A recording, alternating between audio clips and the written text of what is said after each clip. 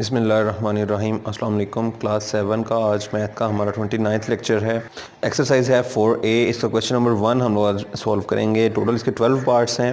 इसमें वो कहता है find by factors the positive square root of these numbers. वो कहता है ये जो हमने क्वेश्चन दिए हुए हैं, जो नंबर दिए हुए हैं, उसके आपने पॉजिटिव स्क्वायर रूट फाइंड करने हैं बाय फैक्टराइजेशन या फैक्टराइजेशन के तरीके से।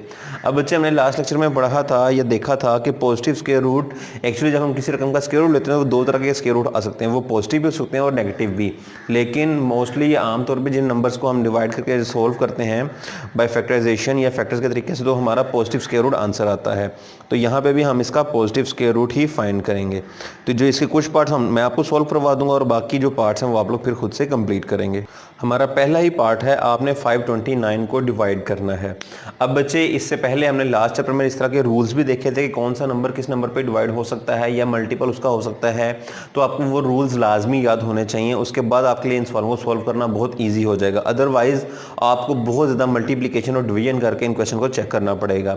जैसा कि हमारा पहला ही रूल था, जो 2 पे डिवाइड हो सकते हैं तो उसके एंड पे 0, 2, 4, 6, 8 नंबर आना चाहिए, लेकिन यहाँ पे इनमें से कोई भी नहीं आ रहा, तो ये 2 पे डिवाइड नहीं हो सकता। इसके अलावा 3 पे चेक करने के लिए हम क्या करते थे, उनका सम करते थे और इस तरीके से उसका आंसर फाइंड कर लेते थे कि वो नंबर अगर तो उनका जो सम करने के बाद जो नंबर आए वो 3 पर डिवाइड होता हो तो फिर हम कह सकते थे कि ये नंबर जो वो 3 पे डिवाइड होगा। इसी तरीके से 4, 5, 6 की डिफरेंट कंडीशन थी। जैसे 5 के लिए कंडीशन थी कि एंड पर 0 आना चाहिए या एंड पर 5 आना चाहिए। तो आपको वो तमाम कंडीशंस याद होनी चाहिए। तो अगर हम उन कंडीशन से वेरीफाई करें तो आप देखेंगे कि 5 to 9 जो है वो किसी भी नंबर पे डिवाइड नहीं हो रहा। तो ये हम फिर क्या करेंगे, हम चेक करेंगे कि ये किस नंबर पे डिवाइड हो सकता है। यानी ये 0, 2, 4, 6, 8, 10 तक किसी नंबर पे डिवाइड नहीं होता। तो आगे चूंकि इन्हीं के नंबर के मल्टीपल आ रहे हैं, इट मीन्स कि उनमें ये किसी मल्टीपल पे या कॉम्पोजिट नंबर पे डिवाइड करना इसको पॉसिबल नहीं है। हम क्या करते हैं, हम इसको प्राइम नंबर पे डिवाइड करके देखते हैं। जैसा कि 529 है, 11 पे डिवाइड करके देखते हैं। 11 4s are 44, यहाँ पर 8 बाकी आ जाएगा और 89 आ जाएगा। 11 8s are 88, तो ये हमने देखा कि 11 पे डिवाइड नहीं हो सकता। इसके बाद 13 पे डिवाइड करके देखते हैं। 13 4s are 52 और यहाँ पर 0 लगाकर हम 0 लगा सकते हैं और 9 रिमाइंडर आ जाएगा। ये भी पूरा डिवाइड नहीं हुआ। नेक्स्ट नंबर चेक जी, 17 पर डिवाइड करते हैं। 17 3s are 51, 1 रिमाइंडर और 9, 17 1s are 17 और यहाँ पर 2 रिमाइंडर आ रहा है, तो 17 पे भी नंबर डिवाइड नहीं हो सकता। इससे आगे चलते हैं। तो इसी तरीके से आप डिवीजन करते जाएंगे तो आप देखेंगे कि ये नंबर किसी भी नंबर पे डिवाइड नहीं होगा, इवन 21 या 22 तक चेक करने के बाद। उसके बाद हम जब 23 को इसको डिवाइड करते हैं तो 22 को 2 से मल्टीप्लाई करें, यहाँ पर आएगा 46, माइनस करने पर आ जाएगा 6 और 9 और 23s are 69 होता है और इसने इसको पूरा डिवाइड कर दिया। तो हम लिख सकते हैं कि जब 23 को हम 23 से मल्टीप्लाई करेंगे तो आंसर हमारा उसके बाद दोबारा फिर 23 को 1 से करेंगे तो ये हमारा नंबर बन जाएगा। यानी हमने क्या किया, जो 5529 है ये किसका 23 को 23 से मल्टीप्लाई करने से बनता है, यानी ये 23 का स्क्वायर बन जाएगा। इसी चीज़ को आप ऐसे भी लिख सकते हो 23 का स्क्वायर, और जब हम 23 के स्क्वायर का स्क्वायर रूट लेंगे यानी 529 का अगर आपसे कहा जाए स्क्वायर रूट ले लें तो आपने 23, तो अगर आपसे कहा जाए 529 का आपने स्क्वायर रूट फाइंड करना है तो आप लिख सकते हो 23 स्क्वायर और उसका स्क्वायर रूट। तो स्क्वायर रूट से कैंसिल हो जाएगा और आंसर हमारा 23 आ जाएगा। तो ये आपका आंसर होगा। इससे आगे चलते हैं। जिसके बाद नेक्स्ट 3 पार्ट्स में 102 पर एंड पर 4 आ रहा है तो ये 2 पे डिवाइड हो सकता है। आप लोग 2 से इसको डिवाइड करना स्टार्ट करेंगे। यहाँ पर हम पहले चेक कर लेते हैं अगर ये 3 पे डिवाइड हो सकता है या नहीं। 5 और 2 को ऐड करें, 7 + 2 9 + 1 10, ये 3 का मल्टीपल नहीं बनता तो ये 3 पे डिवाइड नहीं होगा। आप इसको डायरेक्टली 5 पे डिवाइड करेंगे।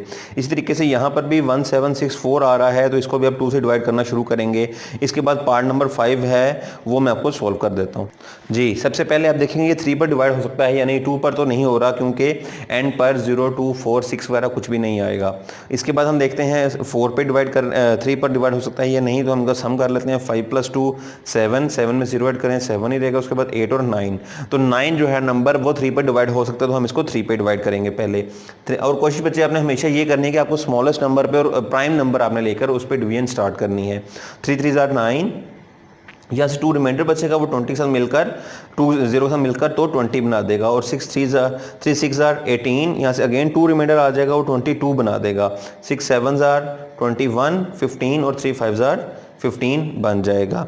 इसके बाद अगेन हम देख लेते हैं 3 पे डिवाइड हो सकता है या नहीं। 6 को 3 में ऐड करें 9, 9 में 7 ऐड करेंगे 16, और 16 को जब 5 ऐड करेंगे तो 21 बन जाएगा। 21 को अगेन आप प्लस कर लो 2 और 1, तो ये 3 पे डिवाइड हो सकता है।